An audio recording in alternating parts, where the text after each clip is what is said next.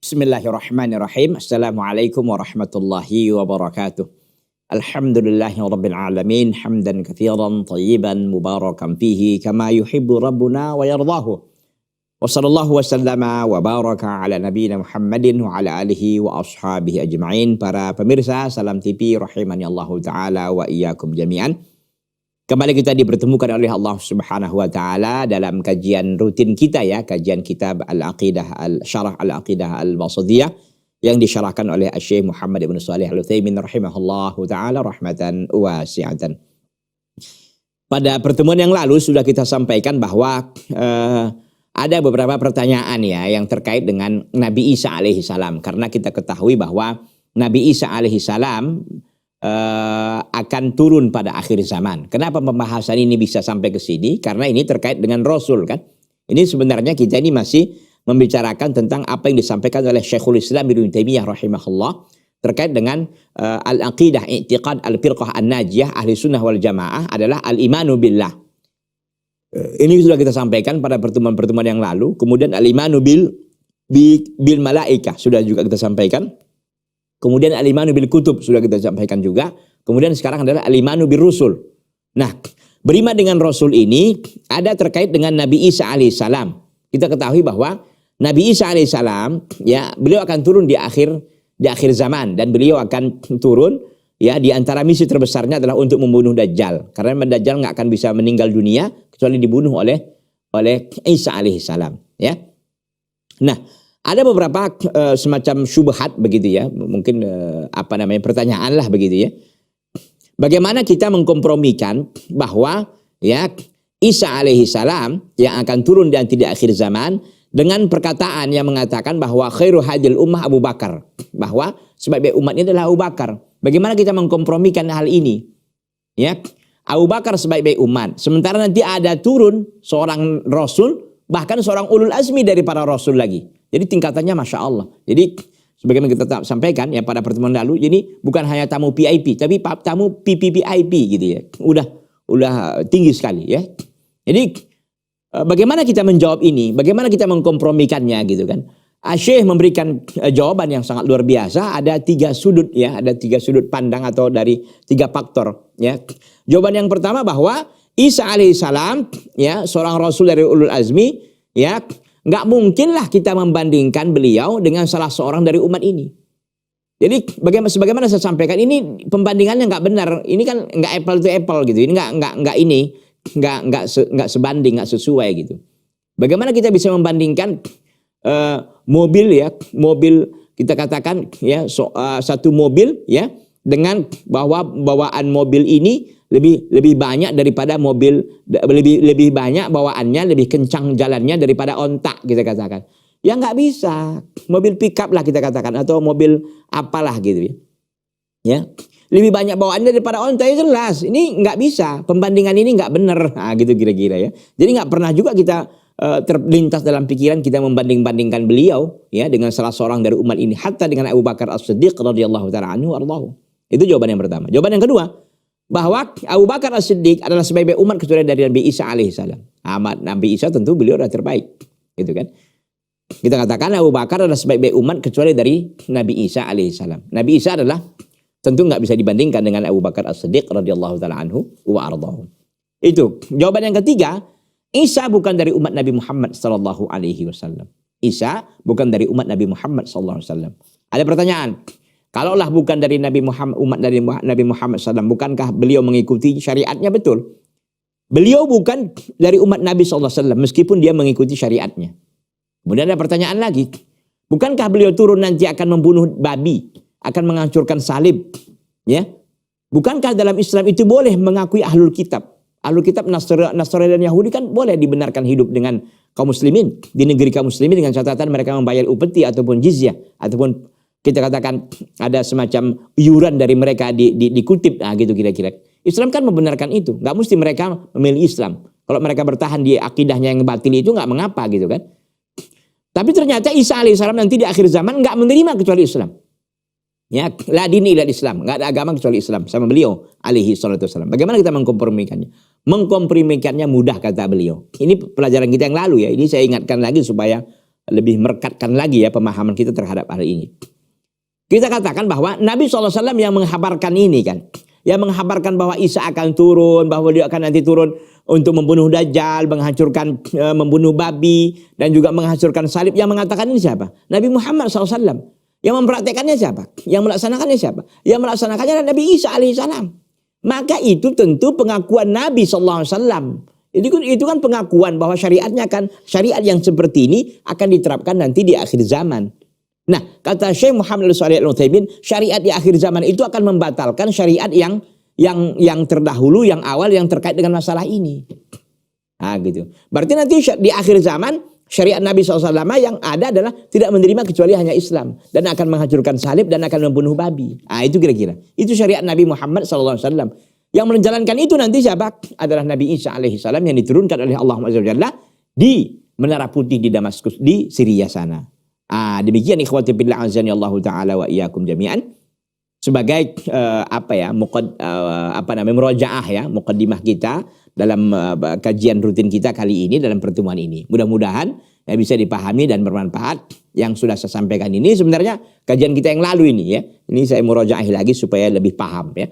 Baik ikhwati billah azani Allah taala wa iyyakum jami'an. Kita akan melanjutkan ya sekarang ini terkait dengan yang kelima ya.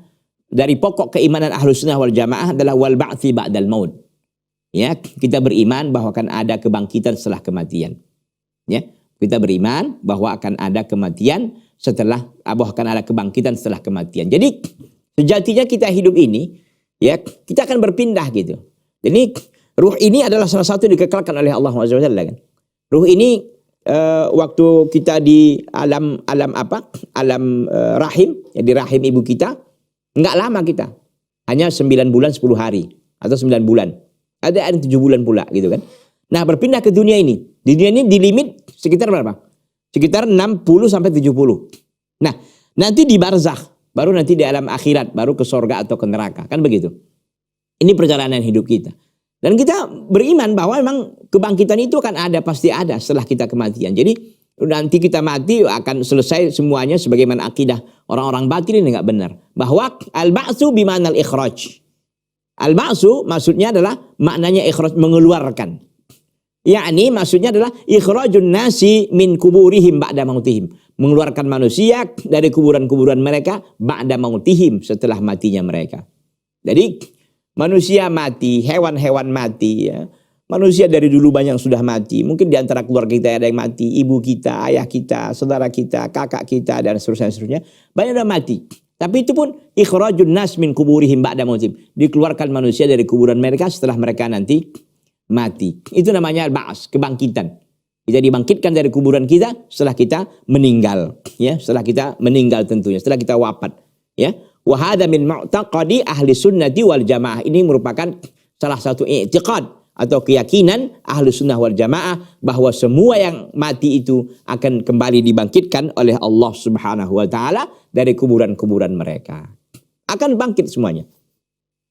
Wa hadza sabitun bil kitabi was sunnah wa ijma'il muslimin, dan ini sebuah ketetapan dari Al-Qur'an dan sunnah dan ijma' kaum muslimin bahwa kita akan dibangkitkan kembali oleh Allah Subhanahu wa taala.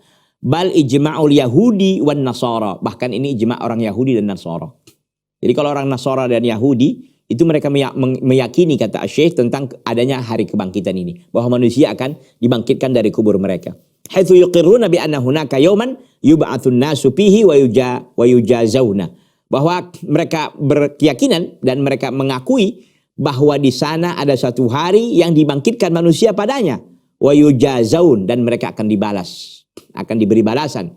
Tentu sesuai dengan amalnya. Kalau kebaikannya tentu kebaikan balasannya. Kalau keburukannya, keburukan tentu balasannya. Artinya bahwa mu'taqad ahli sunnah wal jamaah, orang-orang beriman, ini bukan hanya i'tiqad orang beriman ternyata. Orang-orang di luar Islam pun tentu ternyata meyakini ini juga.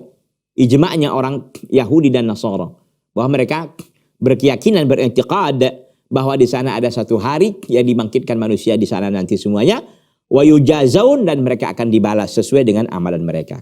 Taib, amal Quran fayaqulullahu tabaraka wa ta'ala. Adapun Al-Quran, Allah Subhanahu wa taala berfirman. Artinya dalil dari Al-Quran. Mau kita lihat dalil dari Al-Quran, bagaimana penetapan tentang adanya hari berbangkit itu. Za'amal ladzina kafaru alla yub'atsu qul bala wa rabbi latub'atsun. Ya. Za'amal ladzina kafaru, orang-orang kafir berkeyakinan, mereka menduga alla yub'atsu, bahwa mereka tidak akan pernah dibangkitkan. Qul, katakan Muhammad, bala demi Rabbku, bala wa rabbi, iya demi Rabbku, latub'atsun, kalian akan dibangkitkan. Dalam surah At-Taghabun ayat yang ke-7. Wa qala azza wa jalla, dan berkata Allah azza wa jalla, "Tsumma innakum ba'da dzalika lamayitun." Kemudian ya setelah itu kalian pun menjadi mayit. Kita hidup akan menjadi mayit. "Tsumma innakum yaumal qiyamati tub'atsun." Kemudian pada hari kiamat kalian akan dibangkitkan kembali, dalam surah Al-Mu'minun ayat yang ke-15 dan 16. Sebenarnya ini kajian kita ini ada kaitannya dengan kajian kita yang lalu-lalu ya, kalau para pemirsa masih ingat, terkait dengan malaikat. Kan ada malaikat Israfil yang akan meniup sangkakala gitu kan. Tiupan yang pertama menghancurkan semuanya, tiupan yang kedua ini akan membangkitkan manusia lagi dari kuburnya, sebagaimana katanya cendawan yang tumbuh di musim penghujan. Begitu ya. Jadi ini ada korelasi yang sangat kuat ya antara masalah ini dengan masalah yang kita sampaikan waktu itu ya, bahwa memang manusia ini semuanya, makhluk ini akan dibangkitkan oleh Allah Subhanahu wa taala ya. Dalilnya jelas dalam surah At-Taghabun tadi ayat yang ke-7, dalam surah Al-Mu'minun juga ini ayat 15 sampai 16. Itu dari Al-Qur'an. Wa amma fi sunnati fa ja'al al-hadisu al-mutawatiratu 'anil nabiy sallallahu alaihi wasallam bidzalik. Adapun sunnah, dalil dari sunnah maksudnya, maka telah datang hadis-hadis yang mutawatir dari Nabi sallallahu alaihi wasallam bidzalika, tentang hal itu. Artinya banyak sekali perawi-perawi hadis yang meriwayatkan tentang adanya tentang hari berbangkit tersebut. Adanya hari tentang hari berbangkit ya, adanya hari berbangkit itu. Dalam sunnah banyak sekali. Wa ajma'al muslimuna ala hadza ijma'an qat'iyyan, dan kaum muslimin pun telah bersepakat ya, kesepakatan yang pasti. Wa anan nasa sayub'atsuna yaumal qiyamah, bahwa manusia pun semuanya pada hari kiamat akan dibangkitkan. Wa yulaquna rabbahum, dan mereka akan bertemu dengan Rabb mereka. Wa yujazuna bi'amalihim, dan mereka akan diberi balasan sesuai dengan amalan mereka. Allah Azza wa Jalla berfirman, "Faman ya'mal mithqala dzarratin khairan yarah, wa man ya'mal mithqala dzarratin syarran yarah." Barang siapa yang beramal dengan amalan satu dzarrah sebesar biji dzarrah, artinya gandum, sebuah kebaikan, yarahu, dia akan melihat balasannya. Wa man ya'mal mithqala dzarratin syarran yarah, barang siapa yang beramal dengan satu amalan yang kecil meskipun sebesar biji dzarrah, biji gandum, syarran, keburukan, yarahu, dia akan melihatnya. Insyaallah taala kita lanjutkan nanti setelah yang satu ini. Jangan kemana-mana, tetap di Salam TV, sahabat keluarga muslim.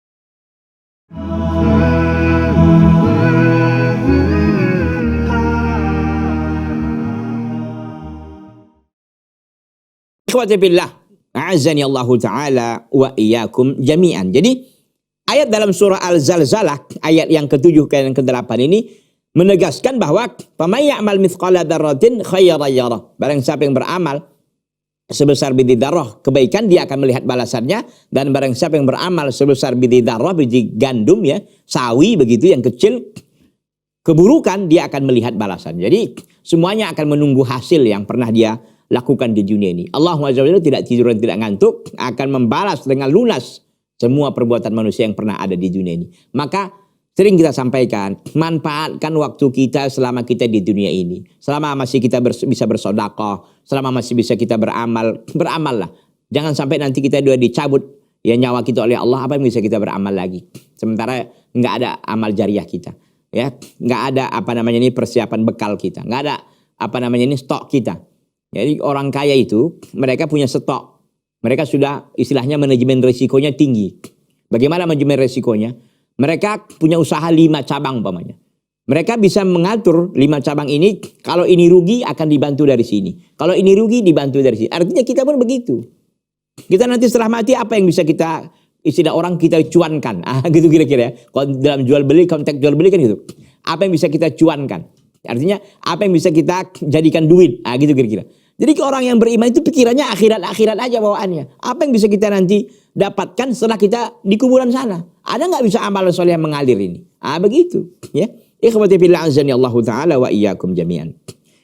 Di dalam surah Al-Insyiqaq Allah Azza wa Jalla mengatakan, ya ayyuhal insanu innaka kadihun ila rabbika kadhan famulaqih. Wahai manusia, sungguhnya engkau itu berletih, ya, bekerja dengan keras, bekerja dengan capek, engkau akan bertemu dengan Rabbmu. Ya, ya ayyuhal insanu innaka kadihun, sungguhnya engkau bekerja letih ila rabbika untuk Rabbmu, kadham mulaqih, kadham famulaqih, maka engkau akan bertemu dengan Rabbmu. Artinya semua amalan manusia yang pernah dia lakukan, dia berletih, ya, berlelah-lelah, maka dia akan menemui Rabbnya pada hari kiamat untuk mendapatkan balasannya. Ya, kalau kebaikan yang dilakukannya, ya kebaikanlah balasannya, kan begitu. Kalau ya keburukan, tentu keburukan juga balasannya. Makanya manusia ini kan bisa kita lihat, ya, apakah manusia ini menghabiskan waktunya, tenaganya, pikirannya untuk ibadah kepada Allah atau sebaliknya. Demikian, ya. Fatadzakkar hadzal liqa, maka ingatlah pertemuan ini, bahwa kita akan bertemu dengan Allah Subhanahu wa taala. Mau enggak mau, siap enggak siap. Ya. Hatta ta'mala lahu, sehingga engkau beramal untuk Allah. Artinya fatadzakkar hadzal liqa, ingatlah pertemuan ini. Hatta ta'mala lahu, sehingga engkau beramal untuk Allah Azza wa Jalla dalam rangka pertemuan itu. Khaufan min an taqifa baina yadayillahi yaumil qiyamah, karena engkau takut berdiri di hadapan Allah pada hari kiamat. Walaysa indaka syai'un minal amali salih, sementara engkau tidak punya apapun, ya, dari amal saleh di hadapan Allah Azza wa Jalla. Artinya di sini bahwa mari sama-sama kita persiapkan diri kita, ya, untuk kita bisa beramal saleh dengan baik. Karena kelak kita akan berdiri di hadapan Allah, akan mempertanggungjawabkan semua amalan kita. Ternyata amalan kita nggak ada amal solehnya, yang ada amalan buruknya. Bagaimana? Begitu, ya. Di dunia ini kita harus menghisap diri, harus menghitung, ya, mengevaluasi diri. Maka dikatakan bahwa hasibu qabla an tuhasabu. Hisaplah diri kalian, hitunglah diri kalian sebelum kalian dihitung oleh Allah Azza wa Jalla. Ya, persiapan demi persiapan. Undur madza amilta liyaumin naqlah. Ya, undur madza amilta liyaumin naqlah. Perhatikanlah apa yang kau amalkan, apa yang sudah kau buat untuk hari naqlah, hari perpindahan itu. Artinya hari kematianmu. Engkau akan berpindah dari alam dunia ke alam barzakh. Apa yang kau persiapkan? Wa madza amilta liyaumil liqa, apa yang kau amalkan untuk hari pertemuan itu. Fa inna aktsaran nasi al-yauma yanzuruna madza amilu lid-dunya, maka kebanyakan manusia pada hari ini yanzuruna madza amilu lid-dunya, mereka memperhatikan apa yang mereka perbuat, apa yang mereka amalkan untuk perkara-perkara dunia. Ma'al ilmi bi anna hadhihi dunya allati amilu laha la yadruna hal yudrikunaha amla. Ya, bersamaan dengan hal itu mereka mengetahui bahwa dunia ini yang mereka beramal untuknya la yadrun, mereka tidak tahu hal yudrikunaha amla, apakah mereka masih bisa mendapatkannya apakah tidak. Tidak ada menjamin bahwa manusia akan hidup sampai besok, atau setelah 1 jam lagi, atau beberapa menit lagi. Nggak ada. Semua ini berada di tangan Allah Azza wa Jalla. Makanya manusia ini kadang-kadang kita lihat sebagian, ya, mereka ini beramal untuk dunia akhirat nggak pernah terpikir sama mereka. Yang mereka pikirkan bagaimana bisa mengumpulkan dunia dan dunia. Dan mereka kalau sudah dapat, bukan mereka untuk akhirat, mereka itu berpoya-poya lagi untuk perkara dunia dan dunia lagi. Na'udzubillahi min dzalik. Ya. Qad yukhattitul insanu li amalin dunyawiyyin yaf'aluhu ghadan aw ba'da ghadin walakinahu la yudriku ghadan wala ba'da ghad. Terkadang manusia merencanakan untuk beramal amal dunia. Yaf'aluhu ghadan, dia melakukan besok atau setelah besok. Walakinahu la yudriku ghadan, dia akan mengamalkannya besok atau lusa. Walakinahu la yudriku ghadan, tapi dia tidak mendapatkan hari esok itu. Wala ba'dal ghad, dan juga tidak mendapatkan dia hari esok, hari lusa tersebut. Kenapa? Karena dia sudah diwafatkan oleh Allah Subhanahu wa taala. Lakinna syai'al mutayaqqan, sesuatu yang sudah diyakini, anna aktsarun nas bi ghablati min hada, bahwa kebanyakan manusia itu lalai tentang perkara ini. Tentu orang banyak lalai. Nasihat ini untuk saya pribadi dulu, kemudian para pemirsa Salam TV rahiminallahu taala wa iyyakum jami'an. Bahwa manusia ini memang banyak melalaikan perkara-perkara yang seperti ini. Mereka sibuk dengan perkara dunia dikejar, akhirnya datang kematian. Apa yang mereka bawa? Mempertanggungjawabkan yang sudah dapat ini pun berat kita. Mempertanggungjawabkan dari dunia yang sudah kita kumpulkan ini pun berat di hadapan Allah Azza wa Jalla. Karena perkara harta ini pertanyaannya 2 kan. Min aina iktasabta wa fima anfaqta. Dari mana engkau dapatkan, dari kemana engkau nafkahkan ini? Kemana engkau belanjakan? Tentu menjawabnya nggak segampang yang kita mungkin di dunia ini bisa kita menjawab, ya aku begini. Nggak segampang itu, karena semua akan dihisab oleh Allah Azza wa Jalla. Ya. Qala Allah Ta'ala, berfirman Allah Subhanahu wa taala, bal qulubuhum fi ghamratin min hada. Bahkan hati-hati mereka itu tersesat dalam memahami Al-Qur'an. Dalam surah Al-Mu'minun ayat 63. Karena memang mereka paham tentang Al-Qur'an, mereka lalai, mereka tidak beribadah kepada Allah. Bahkan mereka sibuk dengan perkara dunia, dan akhirnya mereka pun akan mendapatkan sisaan di akhirat kelak. Na'udzubillah min dzalik. Kata Allah, bal qulubuhum fi ghamratin min hada. Bahkan hati mereka, ya, fi ghamratin, dalam kesesatan, dalam kebingungan, min hada, dari pemahaman Al-Qur'an yang baik ini. Wa amal dunya yaqul, ini tentang akhirat. Dan amalan-amalan dunia bagaimana Allah katakan, walahum a'malum min duni dzalika hum laha amilun. Dan bagi mereka amalan-amalan min duni dzalika, dari selain demikian itu, hum laha amilun, mereka akan mengerjakannya. Dalam surah Al-Mu'minun, ya. Dalam surah Al-Mu'minun ayat 63 juga sama. Fa'atal jumlah al-ismiyah, maka Allah SWT membawakan jumlah ismiyah. Jadi kalau dalam bahasa Arab ada jumlah ismiyah, ada jumlah fi'liyah. Kalau kita lihat di sini kan ada jumlah ismiyah namanya. Walahum a'mal, ya, ada jumlah ismiyahnya. Dimulai dengan fi'ilnya. Al-mufidah disebut yang berfaedah untuk penetapan wal istimrar, dan untuk kelanggangan. Jadi kalau kita lihat di sini sedikit, ya, ikhwati fillah azanillahu taala wa iyyakum jami'an. Walahum a'malun, dan bagi mereka ada amalan-amalan yang selain hal itu, hum laha amilun, mereka itu melakukannya. Ya, maka Allah SWT membawakan di sini jumlah ismiyah. Ya, lahum a'malun, bagi mereka itu a'mal. Ya, yang tujuannya adalah disebut wal istimrar. Mereka ini selalu mengejar dunia lagi. Hum laha amilun, mereka itu pasti melakukannya. Ya, wa qala ta'ala, dan Allah SWT berfirman, laqad kunta fi ghaflatin min hadha, sungguh engkau berada dalam kelalaian dari perkara ini, yakni yaumul qiyamah, dari hari kiamat. Mereka sibuk dengan dunia, lupa mereka bahwa ada di sana hari kebangkitan setelah kita wafat, ya, yaumul qiyamah. Fakashafna anka ghidha'aka fabasarukal yaumal hadid, maka kami bukakan dari engkau ghidha'aka, penutupmu, fabasarukal yaumul hadid, maka pandanganmu pun pada hari itu menjadi tajam. Dia lihat, oh, ini rupanya kebangkitan yang diceritakan di dunia dulu, ini rupanya mahsyar, ini rupanya ini. Dia dulu dengar di dunia ini, tapi dia nggak meresapi, nggak menghayati, nggak mengamalkan, ya hanya lewat aja gitu. Istilah orang masuk ke kuping kanan, lewat ke kuping kiri gitu. Tidak menjadi pelajaran dan ibrah kepada dirinya. Ya, hadzal ba'sul ladzi ittafaqat alaihi adyanus samawiyah. Inilah kebangkitan yang disepakati oleh agama-agama langit. Wa kullu mutadayyinin bidainin. Ya, wa kullu mutadayyinin bidinin, dan setiap orang yang beragama dengan satu agama. Wa ahadu arkanul iman as-sittah, itu adalah salah satu rukun iman yang 6. Wa huwa min mu'taqadat ahli sunnati wal jamaah, dan itu merupakan salah satu aqidah, i'tiqad, keyakinan daripada ahli sunnah wal jamaah. Wala yunkiruhu ahadun illa mimman yantasibu ila millatin abadan. Wala yunkiruhu ahadun, ya, wala yunkiruhu ahadun, dan tidak ada mengingkari adanya hari berbangkit itu, mimman yantasibu ila millatin abadan, dari orang-orang yang menasabkan dirinya, menisbahkan dirinya kepada satu agama abadan, selama-lamanya. Artinya semua manusia yang punya agama, meskipun agamanya mungkin batil gitu kan, semuanya meyakini bahwa hari kebangkitan itu akan hadir, akan ada satu hari nanti setelah kita diwafatkan oleh Allah Subhanahu wa taala. Ikhwati fillah azani Allah taala wa iyyakum jami'an. Nanti kita lanjutkan setelah yang satu ini. Jangan kemana-mana, tetap di Salam TV, sahabat keluarga muslim.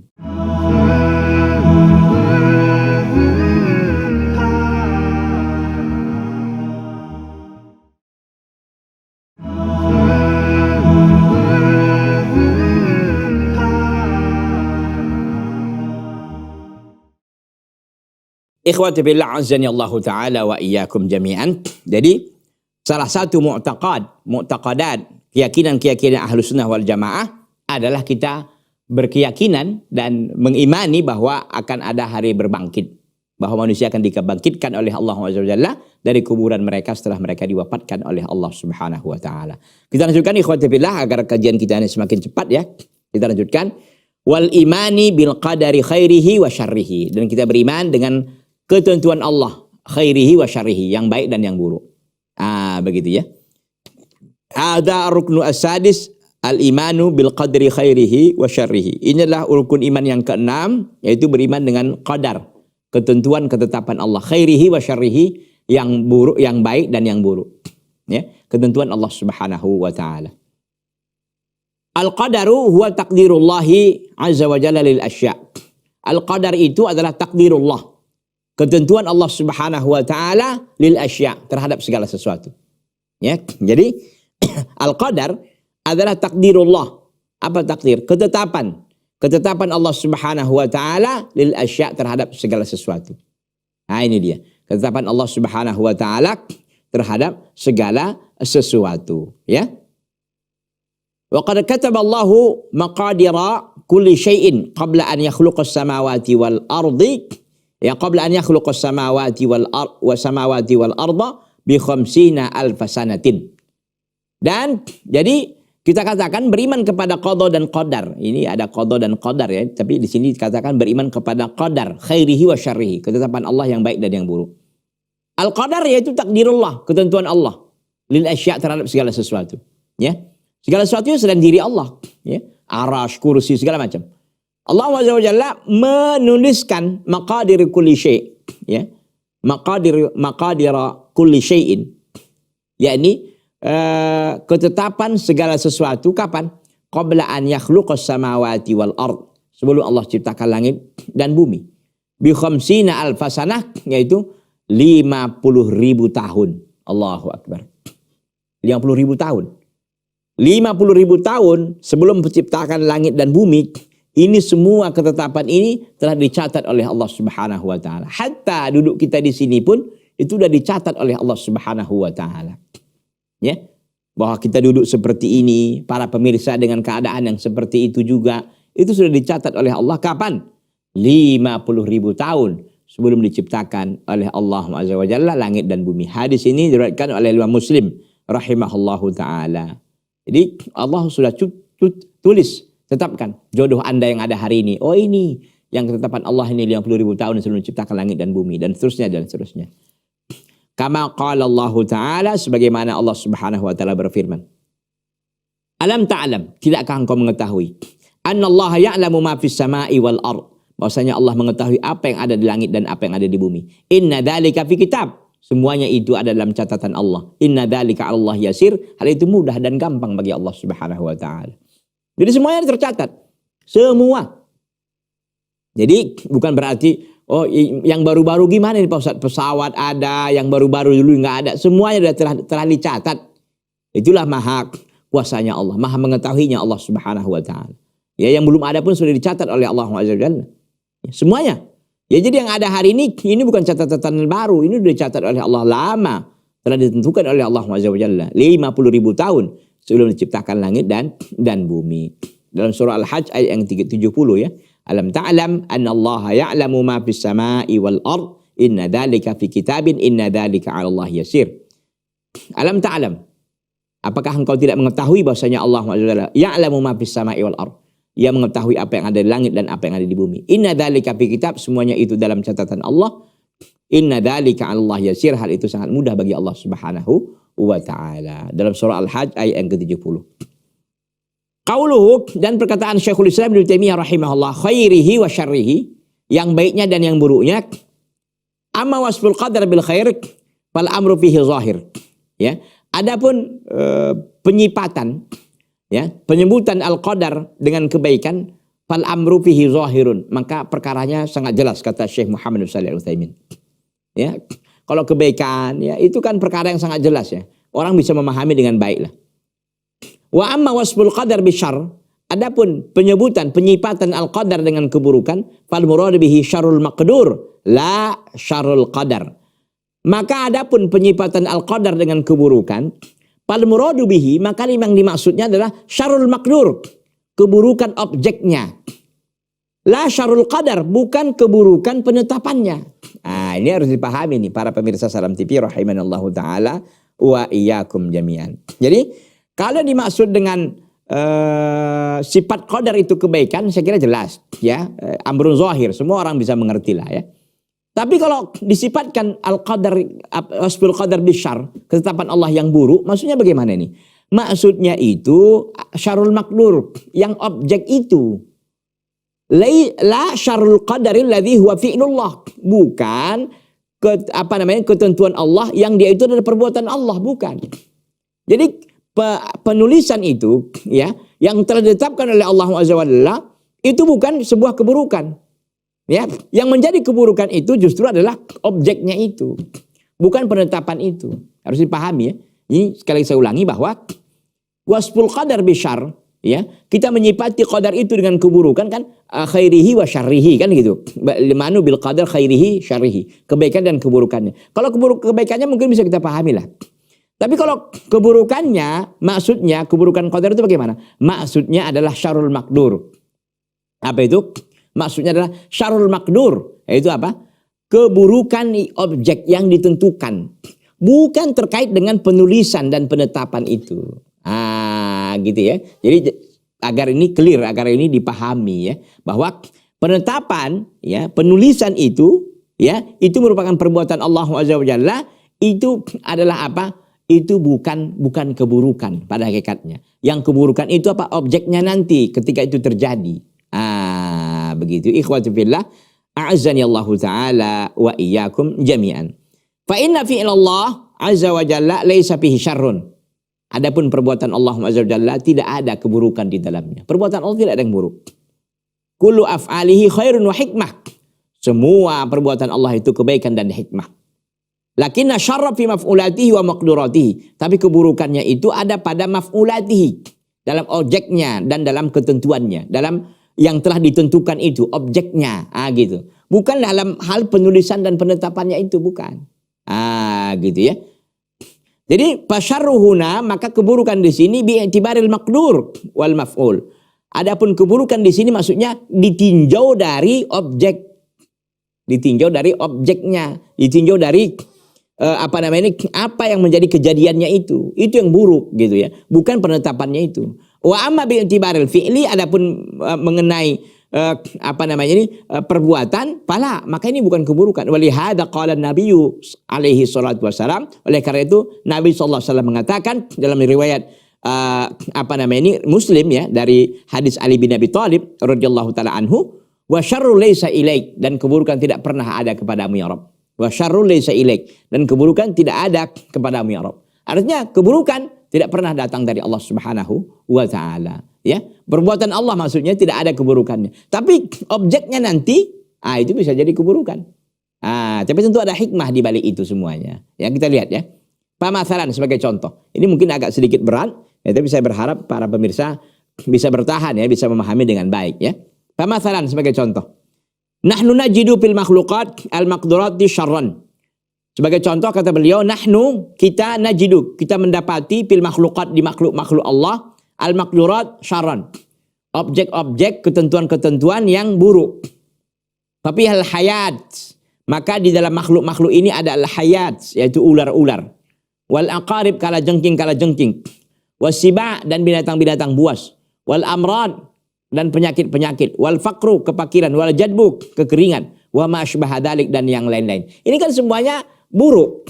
Itu kan hayat, ya, ular yang kita takut digigit, bahkan kita diperintahkan untuk dibunuh gitu kan. Wal aqarib juga kala jengking, wasiba binatang buas, wal amrad penyakit, kepakiran, jadbu dan kemarau dan lain sebagainya. Wa kullu hadhihi binisbatil insan syarrun. Semuanya ini kalau dikaitkan dengan manusia ini keburukan, betul kan? Li'annaha la tulaimuhu, karena ini enggak sesuai sama dia. La tulaimuhu, tidak sesuai ya, tidak cocok, karena ini membahayakan dirinya justru kan. Binatang buas lah, penyakit lah, begitu kan. Wa fiha aidan, jadi terkait dengan objeknya ini bisa jadi buruk gitu. Tapi penetapan itu ketika Allah menetapkannya, ini bukan keburukan. Jadi itu yang mau dikejar gitu. Itu yang mau dipastikan bahwa penetapan itu bukan keburukan, tapi objeknya bisa jadi buruk. Ya. Begitu ya. Baik. Wa fiha aidan, di antara makhluk-makhluk itu aidan al-ma'asi, kemaksiatan, wal fujur, kezaliman. wal kufru kekufuran, wal fusuq kefasikan, wal qatlu pembunuhan, wa ghairu dzalika dan yang lain-lain lagi.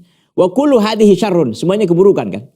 Ada maksiat, ada fujur, ada kufur, ada fusuk, ada qatlu. Ini semuanya keburukan. Ya, lakin bi'tibar nisbatiha ila Allah ya khairun. Tapi walakin i'tibariha, ya, tetapi penghitungannya ataupun anggapannya, ya, terhadap Allah Azza wa Jalla itu adalah kebaikan. Kebaikan justru. Kalau dinisbahkan kepada Allah ini kebaikan.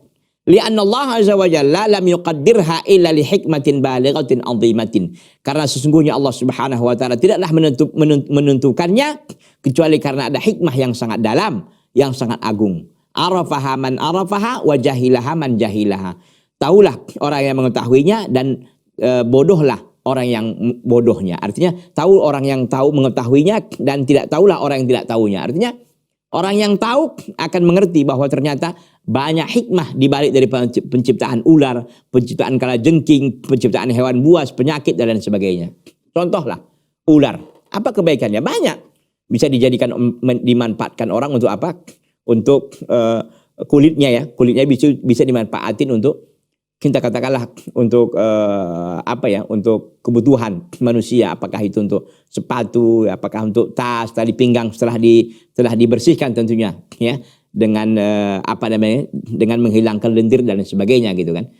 Itu, dan juga mungkin banyak yang lain juga, mungkin juga untuk memakan kodok ya, nyamuk dan lain-lain dan sebagainya. Banyak hikmahnya kalau kita teliti, luar biasa. Mungkin penyakit banyak hikmahnya, di antara menggugurkan dosa orang.